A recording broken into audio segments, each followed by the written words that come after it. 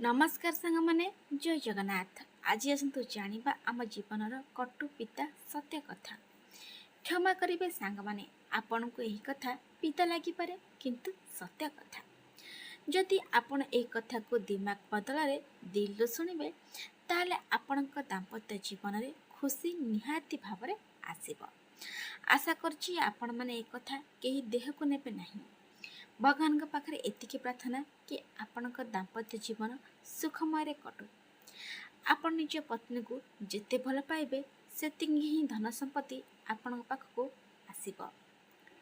सात वचन बंधन में बांधी होकी केही भी तो ताको निभे दे थाए। असली संपर्क तो सी होई थाए जो थरे किछि भी बंधन न थाए तथापि भल पाइबा असीम थाए। रास्ता मझिरे हाथ छाड़वा वाला नुहे बरं भिड़ भितर साथ निभा वाला जीवन साथी दरकार। एका रहिले आपण एते दुखी हेबे नहीं जेते आपण गोटे भूल मनुष्य सहित रहिले हेबे। जो घरे विवाहित नणंदर राज चलि थाए सेठी केबे भी हेले सुंदर अति सुंदर बहुटीए निजर घर बसई पारि न थाए। ए कथा मु समस्त कहूनी किछिटा घरे ही घटुची समस्त मु कहूनी आपण माने कमेंट आसी कहबे सेमिति नाही। ए कथा किछिटा घरे घटुची समस्त घरे नुहे। जरूरी नुहे कि विवाह घर पर सब विवाहित जोड़ी खुशी रे अछंती।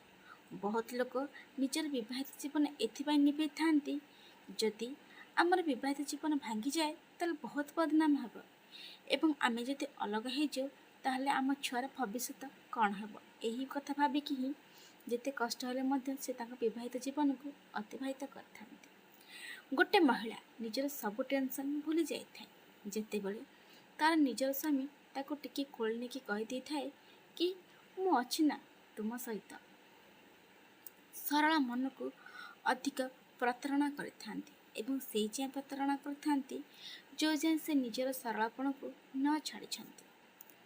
जदि आपण आपण घरे सिंह होइके रहिबे ताहाले निश्चय कि आपण पत्नी दुर्गा होइके आपण ऊपर सवारी करिथे।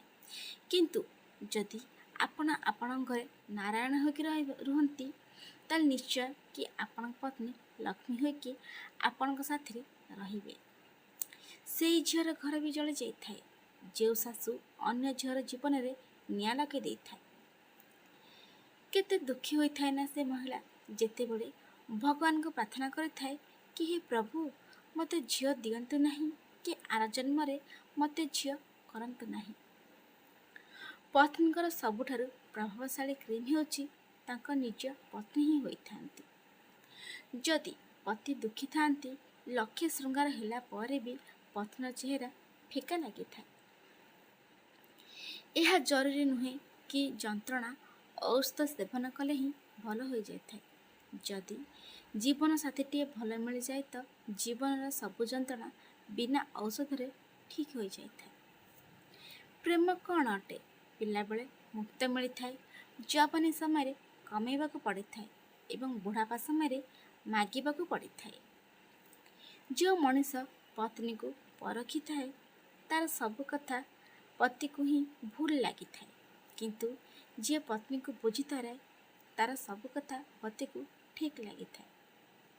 जेतेबेले स्वामी का प्रतारणा हेतु पत्नी निज स्वामी प्रति थिबा प्रेम हरांती ते बुझी जातु जे स्वामी का विनाश समय आरंभ हो जाइछि। यह कहा द्वारा भल भावरे हुआ जाइछि जे कहा को देखी खुशी हेबा जाको आपण पाई परिबे नहीं ये भी गोटे प्रकार प्रेम होई थाए। केते भल लगी थाए ना यह सुनिया पाई कि जेते व्यस्त रहले मध्य यह कही थांती कि तुमठु अधिका मो पाई किछि भी जरूरी नुहे। आजि काली व्यस्त दुनिया रे जदि आपणक पाखरे एमिति केही अछंती तांको संभाल के रखंतु से संपर्क को बजाय रखंतु ताको अलग हेबाकू दियंतु नहीं। जो स्त्री अत्यंत प्रसन्न हो कि कौन से पुरुष प्रेम रे से भाग्यशाली कहीं ना तांको पुरुष तांका पे पूरा समर्पित। स्त्रीर चेहरार चमक कही दे थाए कि तांका प्रेमर दुनिया केमिति बोली।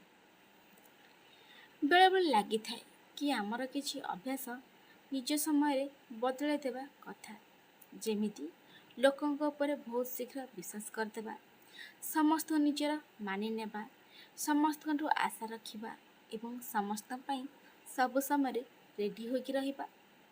କାହିଁକି ନା ଯେତେବେଳେ ନିଜର ସମୟ ଆସିଥାଏ ନା, ସେତେବେଳେ ଆମେ ଏକା ହିଁ ରହିଯାଇଥାନ୍ତି। ସେଥିଲାଗି କିଛି ଅଭ୍ୟାସ ଆମକୁ ବଦଳାଇବାକୁ ହିଁ ପଡ଼ିବ।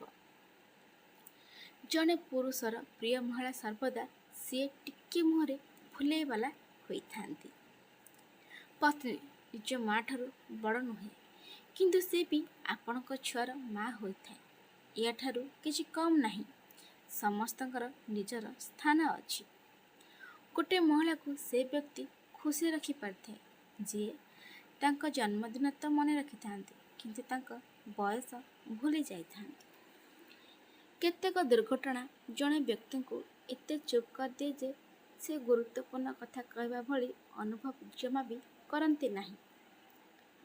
ଜଣେ ମହିଳାଙ୍କ ଘର କେବଳ ତାଙ୍କ ଭାଗ୍ୟ ଦ୍ୱାରା ନିର୍ମିତ, କିନ୍ତୁ ଏହା କେବଳ ତାଙ୍କ ସହନଶୀଳତା ଦ୍ୱାରା ବାସ କରାଯାଏ।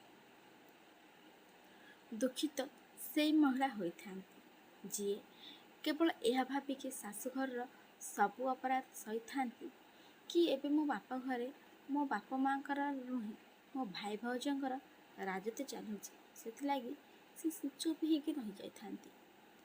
ଜୀବନସାଥୀ ଏପରି ହେବା ଉଚିତ ଯେ ସେ ଏକାଠି ବସି ସମ୍ପର୍କର ଭୁଲକୁ ବୁଝାମଣା କରନ୍ତି ଏବଂ ସମାଧାନ କରିବାକୁ ଚାହାନ୍ତି ଏବଂ କୁହନ୍ତି ନାହିଁ ଯେ ଆପଣ ଯାହା ଚାହାନ୍ତି ଭାବିପାରିବେ। ସମ୍ପର୍କ ବଜାୟ ରଖିବା ପାଇଁ ହେଲେ ପରସ୍ପରକୁ ବୁଝିବାକୁ ପଡ଼ିବ, କେବଳ ହାତ ଧରି ରଖିବା ପ୍ରେମ ନୁହେଁ। ସ୍ୱାମୀ ଏପରି ଜଣେ ବ୍ୟକ୍ତି ହେବା ଉଚିତ ନୁହେଁ ଯେ ଯେତେବେଳେ ତାଙ୍କ ନିକଟରେ 4 ଜଣ ଲୋକ ଛିଡ଼ା ହୁଅନ୍ତି ସେତେବେଳେ ସେ ନିଜ ସ୍ତ୍ରୀକୁ ଭୁଲି ଯାଆନ୍ତି। ବରଂ ସେ ଏପରି ଜଣେ ହେବା ଉଚିତ ଯିଏକି ଲକ୍ଷ ଲକ୍ଷଙ୍କ ଲୋକଙ୍କ ଭିତରେ ବି ଉପସ୍ଥିତି ଭିତରେ ମଧ୍ୟ ତାଙ୍କ ଆଖିରୁ ଦୂରେଇ ଯାଆନ୍ତି ନାହିଁ। କେବଳ ସେହିମାନଙ୍କ ସହିତ ସମ୍ପର୍କ ବଜାୟ ରଖନ୍ତୁ ଯେଉଁମାନେ ଆପଣଙ୍କୁ ଇଜ୍ଜତ ଏବଂ ସମ୍ମାନ ଦିଅନ୍ତି। ସ୍ୱାର୍ଥପର ଲୋକଙ୍କର ଏଠି ଭିଡ଼ ସୃଷ୍ଟି କରିବାର ବି କୌଣସି ଅର୍ଥ ନାହିଁ। ଏମିତି ନୂଆ ନୂଆ ଭିଡ଼ିଓ ଦେଖିବା ପାଇଁ ଚ୍ୟାନେଲକୁ ସବସ୍କ୍ରାଇବ୍ କରନ୍ତୁ ଏବଂ ଲାଇକ୍ କମେଣ୍ଟ ସେୟାର ବି କରନ୍ତୁ। ସମ୍ପୂର୍ଣ୍ଣ ଭିଡ଼ିଓ ଦେଖିଥିବାରୁ ଆପଣଙ୍କୁ ବହୁତ ବହୁତ ଧନ୍ୟବାଦ। ସାଙ୍ଗମାନେ, ଭିଡ଼ିଓରେ ଯାହା ସବୁ କୁହାହେଇଛି ଆପଣ କେବେ ବି ନିଜ ଦେହକୁ ନେବେ ନାହିଁ କି ଆପଣ କମେଣ୍ଟ ମାଧ୍ୟମରେ କହିବେନି କି ଆପଣ ଏହା ଅଙ୍ଗେ ନିଭାଉଛନ୍ତି ବୋଲି ଆପଣ କହୁଛନ୍ତି। ସେମିତି କିଛି ନାହିଁ। ମୋତେ ଗୋଟେ ଭଲ ସୁନ୍ଦର ପରିବାରଟେ ମିଳିଛି। ଆଉ ଯାହା ବି ଭିଡ଼ିଓରେ କୁହାଯାଇଛି ଏହା ସମସ୍ତଙ୍କ ଘରେ ଘଟୁନାହିଁ, କିଛିଟା ପରିବାରରେ ଘଟୁଛି। ସେ ବାସ୍ତବିକ କଥାକୁ ହିଁ କୁହାଯାଇଛି। ଆପଣ କେବେ ବି ଦେହକୁ ନେବେ ନାହିଁ।